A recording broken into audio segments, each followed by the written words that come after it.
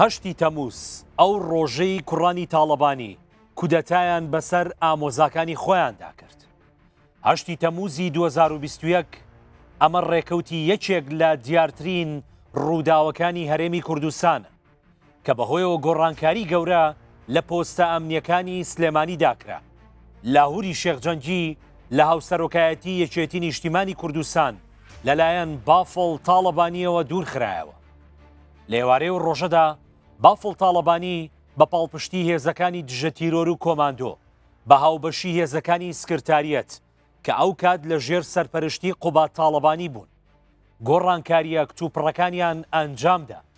وەڵا شێخجەنگی لە بەرپرسی دژە تیرۆری یەکێتی محەممەد تەحسین تاڵەبانی لە پۆستی سەرۆکی دەستگای زانیاری و ڕەنج شێخ عەلی لە لێپرساوی پەیوەندیەکانی دەستگای زانیاری کە کەسی نزیکی لاهوری شێخجەنگی بوون بە بڕیاری بافڵ تاڵەبانی دوورخرانەوە.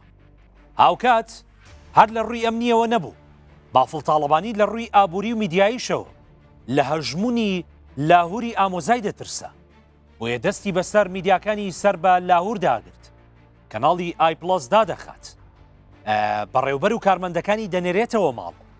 لە هەمان کاتدا کۆنتڕۆڵی ژمارەیەک کۆمپانیا و بەرژەوەندی بازرگانی نزیک لە ئامۆزاکەی دەکات. ئەم ناکوچانەش دەرەنجامی کۆنگرەی چوارەمی یەکێتی لە کۆتایی 2019دا سەریان هەڵدا، کاتێک یەکێتی سیستمی هاوسەرۆکایەتی پەسەند کرد بافڵ تاڵەبانی و لاهوری ئامۆزای بوونە هاوسەرۆکی یەکێتی.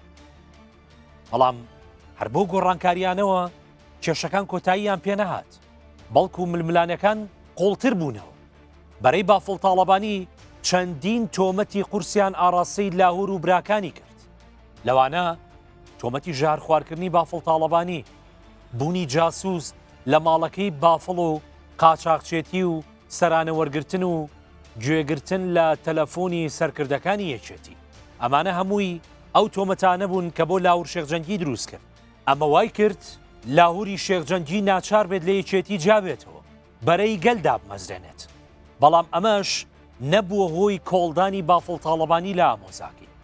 لە مانگی ئابی 2025 جارێکی دیکە بافڵ تاڵەبانی فەرمانی بە هێزانەکانی سلێمانی کرد هێرش بکەنە سەر لالەزار و شوێنی حەوانەوەی لاهور شێخجەنگی کە بووە هۆی پێکدادانی چەکداری و کوژران و برینداربوونی چەند کەسێک. لە کۆتاییشدا لاهور شێخجەنگی و پۆڵاتی برای و ژمارەیەک لە سەرکردەکانی بەرەی گەل و کەسە نزیکەکانیان دەستگیر کران و تا ئێستاش لە زیندان. هەشتی تەمووزتان باش.